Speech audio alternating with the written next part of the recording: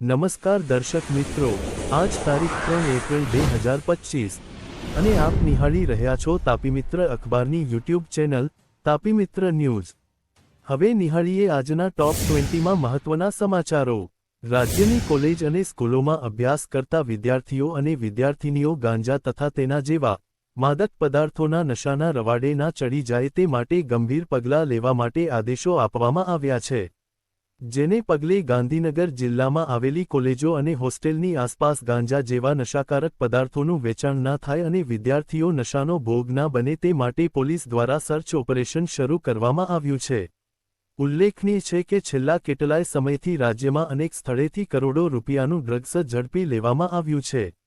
યુવાધન બરબાદ ના થાય અને તેમનો પરિવાર પણ કોઈ મોટી મુશ્કેલીમાં ના મુકાય તે હેતુથી પોલીસ દ્વારા ડ્રગ્સ વિરોધી અભિયાન પણ રાજ્યભરમાં ચલાવવામાં આવી રહ્યું છે। સુરતમાં માથાભારે સજ્જુ કોઠારી ગેંગનો સાગરીત ઝડપાયો છે। ગુજસીટોકના કેસમાં વોન્ટેડ ટપોરી ગુલામ ઝડપાયો છે। બે ગુનામાં છેલ્લા 3 વર્ષથી ગુલામ હુસૈન બોજાણી અલગ અલગ જગ્યાઓ પર નાસતો ફરતો હતો। તેની ઉપર 20,000 રૂપિયાનું ઇનામ પણ જાહેર કરવામાં આવ્યું હતું। સુરત ક્રાઇમ બ્રાન્ચે મુંબઈ એરપોર્ટથી આ ટપોરીની ધરપકડ કરી લીધી છે।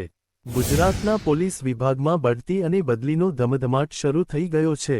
ગુજરાતના એએસઆઈને પીએસઆઈનું પ્રમોશન મળ્યું છે, એટલે કે 261 એએસઆઈને પીએસઆઈનું પ્રમોશન આપવામાં આવ્યું છે।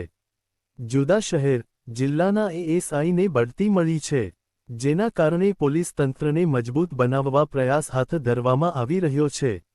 બિહારના પૂર્વ મુખ્યપ્રધાન લાલુ પ્રસાદ યાદવનું દિલ્હી સ્થિત all India institute of medical science ખાતે સફળ ઓપરેશન થયું છે।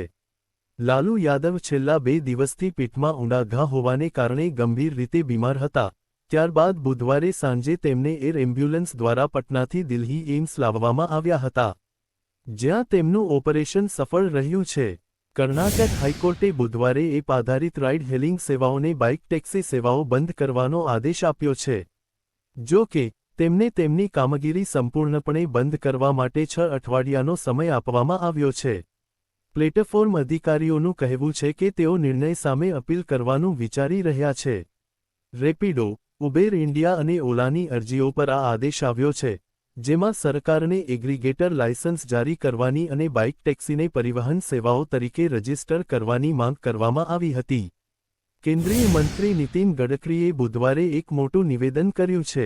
તેમણે કહ્યું કે છત્રપતિ શિવાજી મહારાજ 100% ધર્મનિરપેક્ષ શાસક હતા। તેઓ ઘણા યુદ્ધ જીત્યા પરંતુ ક્યારેય કોઈ મસ્જિદને નષ્ટ નહોતી કરી। કેન્દ્રીય મંત્રીનું આ નિવેદન એવા સમયે આવ્યું છે જ્યારે મહારાષ્ટ્રમાં ઔરંગઝેબની કબર મુદ્દે વિવાદ ચાલી રહ્યો છે। ગુજરાતમાં છેલ્લા કેટલાક દિવસથી હવામાનનું બેવડું સ્વરૂપ જોવા મળી રહ્યું છે, ત્યારે આગામી 5 દિવસ રાજ્યમાં ગરમીનો પારો હાઈ રહેશે। હવામાન વિભાગે આગામી 8 એપ્રિલ 2025 સુધી હીટવેવની સ્થિતિને લઈને ઓરેન્જ અને યલો એલર્ટ જાહેર કર્યું છે, જેમાં ખાસ કરીને હવામાન વિભાગે સૌરાષ્ટ્ર, કચ્છ અને ઉત્તર ગુજરાતના વિસ્તારોમાં ઉષ્ણ લહેરની ચેતવણી આપી છે। જ્યારે આવતીકાલે 4 એપ્રિલ 2025 અમદાવાદમાં મહત્તમ તાપમાન 41 ડિગ્રી થવાની શક્યતા છે। દ્વારકા દર્શન કરવા ગયેલા શ્રદ્ધાળુઓ ગોમતી નદીમાં ફસાયા હતા। રાજકોટથી દ્વારકા ખાતે દર્શન કરવા આવેલો પરિવાર સવારે ગોમતી નદીમાં પાણીનો પ્રવાહ ઓછો હોવાથી સામે કાંઠે પહોંચ્યો હતો, પરંતુ અચાનક ગોમતી નદીમાં પાણીનો પ્રવાહ વધી જતાં પરિવાર ફસાઈ ગયો હતો। સ્થાનિક લોકોને આ ઘટનાની પોલીસને જાણ કરી હતી, જેથી તંત્રએ તાત્કાલિક સુદામા સેતુના દરવાજા ખોલી પાણીનું લેવલ ઓછી કરી ફસાયેલા તમામ લોકોનું રેસ્ક્યુ કરવામાં આવ્યું હતું। ગુજરાતના મહેસૂલ વિભાગના કર્મચારીઓને લઈને સમાચાર સામે આવ્યા છે, જેમાં વિભાગ દ્વારા મોટાપાયે ફેરફાર કરીને 157 નાયબ મામલતદાર અને 57 રેવન્યુ ક્લાર્કની બદલીના આદેશ કર્યા છે। ગુજરાતના મહેસૂલ વિભાગ દ્વારા નાયબ મામલતદાર, વર્ગ 3 સંવર્ગના કર્મચારીઓની આંતર જિલ્લા બદલીને લઈને નોટિફિકેશન જાહેર કર્યું છે, જેમાં મહેસૂલ વિભાગ હેઠળના નાયબ મામલતદારનું નામ, હાલની ફરજનું સ્થળ અને બદલીથી નિમણૂક કરાયેલા જિલ્લાની યાદી જાહેર કરી છે। ઘરફોડ ચોરી, ચેઇન સ્નેચિંગ, લૂંટ, ખૂનની કોશિશ, રાયોટિંગ જેવા 263 ગુનાઓમાં સંડોવાયેલા 17 આરોપીઓની ટોળકી સિકલીગર ગેંગ સામે બાપોદ પોલીસે ગુજસીટોક હેઠળ ગુનો દાખલ કર્યો હતો। દરમિયાન જેલમાં કેદીઓની સલામતી અને સુરક્ષાનો પ્રશ્ન ઉદ્ભવતા સિકલીગર ગેંગના 14 આરોપીઓને રાજ્યની અલગ અલગ જેલમાં ટ્રાન્સફરની માંગ અદાલતે ગ્રાહ્ય રાખી તમામ આરોપીઓને રાજ્યની વિવિધ જેલોમાં ખસેડવા આદેશ આપ્યો છે. બનાસકાંઠાના ડીસામાં આવેલી જીઆઈડીસીમાં એક ફટાકડાની ફેક્ટરી અને ગોડાઉનમાં ભીષણ વિસ્ફોટ અને આગના કારણે 21 શ્રમિકોએ જીવ ગુમાવ્યા હતા, જેમાં 5મી લઈને 8 વર્ષના બાળકો પણ હતા. આ તમામ મધ્યપ્રદેશના હરદા અને દેવાસ જિલ્લાના રહેવાસી હતા. મધ્યપ્રદેશના દેવાસના નેમાવર ઘાટ પર 18 લાશોના એકસાથે અંતિમ સંસ્કાર કરવામાં આવ્યા હતા. 2 મૃતદેહોની ઓળખ માટે ડીએનએ ટેસ્ટ કરાવવામાં આવશે. તે હજુ ગુજરાતમાં જ છે. ભરૂચ જીઆઈડીસી વિસ્તારમાં કોલેજ રોડ ઉપરથી ગટરમાંથી મળેલા માનવ અંગોનો ભેદ ભરૂચ પોલીસે ઉકેલી નાખ્યો હતો, જેમાં મૂળ ઉત્તર પ્રદેશના અને ભરૂચમાં રહેતા સચિન ચૌહાણની તેના મિત્ર શૈલેન્દ્ર ચૌહાણે જ હત્યા કરીને લાશના 9 ટુકડા કર્યા બાદ અંગોને ગટરમાં ફેંકી દીધા હોવાનો ઘટસ્ફોટ થયો હતો. આ કેસમાં પોલીસે શૈલેન્દ્ર ચૌહાણની ધરપકડ કરી છે. ભાડુઆત દ્વારા ભાડા કરારની શરતોનો ભંગ કર્યો હોય તો શું મિલકત માલિક પોતાની મિલકત ખાલી કરાવી શકે? એ મતલબના ગુજરાત હાઈકોર્ટ સમક્ષ ઉપસ્થિત થયેલા કાયદાકીય મુદ્દાનો પ્રત્યુત્તર જસ્ટિસ સંજીવ ઠાકરે હકારાત્મક આપ્યો હતો અને ઠરાવ્યું હતું કે મિલકત માલિકની મંજૂરી કે પરવાનગી વિના ભાડુઆત જે હેતુ માટે મિલકત અપાઈ હતી તે હેતુ કે વેપાર બદલી શકે નહીં. આ સંજોગોમાં ભાડા કરારની શરત ભંગ બદલ મિલકત ખાલી કરવા અંગેના ટ્રાયલ કોર્ટના હુકમને ગુજરાત હાઈકોર્ટે કાયમ રાખ્યો હતો. સુપ્રીમ કોર્ટના તમામ જજને પોતાની સંપત્તિ જાહેર કરવા આદેશ આપવામાં આવ્યો છે. Chief justice of India Sanjiv ખન્નાને પણ પોતાની સંપત્તિની માહિતી જાહેર કરી આ નિર્ણયને સ્વીકાર્યો છે. સુપ્રીમ કોર્ટની ફૂલ કોર્ટે નિર્ણય લીધો છે કે સુપ્રીમ કોર્ટમાં જજનું પદ સંભાળી રહેલા તમામ જજોને પોતાની સંપત્તિની સંપૂર્ણ વિગતો જાહેર કરવી પડશે. સંપત્તિની તમામ વિગતો સુપ્રીમ કોર્ટની વેબસાઇટ પર અપલોડ કરવાની રહેશે. મમતા બેનર્જીની સરકારે આજે શિક્ષણ ભરતી કૌભાંડ મામલે સુપ્રીમ કોર્ટે મોટો ઝટકો આપતા સરકારી સ્કૂલોમાં 25,000 શિક્ષકો અને બિન શૈક્ષણિક સ્ટાફની ભરતી રદ કરવાના કોલકાતા હાઈકોર્ટના ચુકાદાને યથાવત રાખ્યો. કોર્ટે આ મામલે કડક વલણ અપનાવતા કહ્યું કે શિક્ષકોની નિમણૂક કરવાની પ્રક્રિયા યોગ્ય નહોતી. ઉત્તર પ્રદેશમાં મહિને માત્ર 15,000 રૂપિયાનો પગાર મેળવનારા સેનિટેશન વર્કરને ઇન્કમ ટેક્સ વિભાગ દ્વારા 33.88 કરોડ રૂપિયાની નોટિસ ફટકારવામાં આવી છે, જ્યારે એક વર્કર તો માત્ર 8,500 રૂપિયા જ કમાય છે. તેને પણ 3.87 કરોડ રૂપિયાની નોટિસ અને ત્રીજાને 7.79 કરોડ રૂપિયાની નોટિસ ફટકારી હતી, જેને પગલે આ મજૂરો આશ્ચર્યમાં મુકાયા હતા અને સમગ્ર મામલે પોલીસમાં ફરિયાદ દાખલ કરી હતી.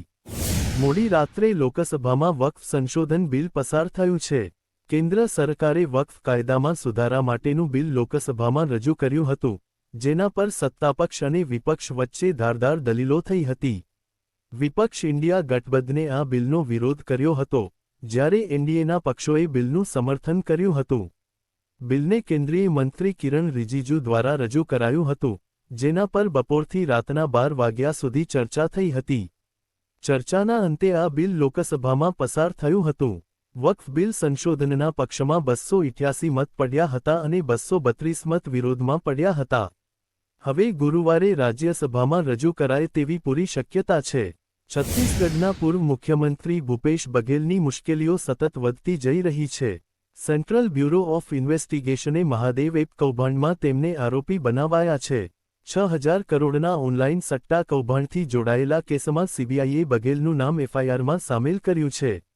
આ ઘટનાક્રમ એવા સમયે થયો છે જ્યારે એક અઠવાડિયા પહેલા એજન્સીએ 4 રાજ્યોમાં 60 ઠેકાણા પર દરોડા પાડ્યા હતા, જેમાં બઘેલનું આવાસ, અમુક અમલદાર અને પોલીસ અધિકારીઓના ઘર સામેલ હતા. અક્ષય કુમારની ફિલ્મ કેસરી ચેપ્ટર 2 ના ટીઝર રિલીઝ પછી હવે ફાઇનલી ટ્રેલર પણ આજે એટલે 3 એપ્રિલ 2025 મેકર્સે રિલીઝ કરી દીધું છે. આ ફિલ્મમાં અક્ષય કુમારની સાથે અભિનેતા આર માધવન અને એક્ટ્રેસ અનન્યા પાંડે પણ લીડ રોલમાં જોવા મળશે. આ ફિલ્મ સત્ય ઘટના પર આધારિત છે, જેમાં સને 1919માં થયેલા ક્રૂર જલિયાવાલા બાગ હત્યાકાંડના વિશે દેખાડવામાં આવ્યું છે. ફિલ્મમાં સ્ટાર્સ વકીલનું કેરેક્ટર પ્લે કરતા દેખાઈ રહ્યા છે. સલમાનની સિકંદર બોક્સ ઓફિસ પર ફ્લોપ જતાં તેની કેરિયર પર પ્રશ્નાર્થ છવાયો છે. ટ્રેડ વર્તુળોના જણાવ્યા અનુસાર સલમાનની નવી ફિલ્મોને હવે ફાઇનાન્સ મળવું મુશ્કેલ થઈ જશે. સલમાનની ફિલ્મ ઈદ વખતે રિલીઝ થાય એટલે સુપરહિટ જ હોય તેવું સમીકરણ અત્યાર સુધી મનાતું હતું. પરંતુ સિકંદર માં તો શો કેન્સલ કરવાની નોબત આવી છે.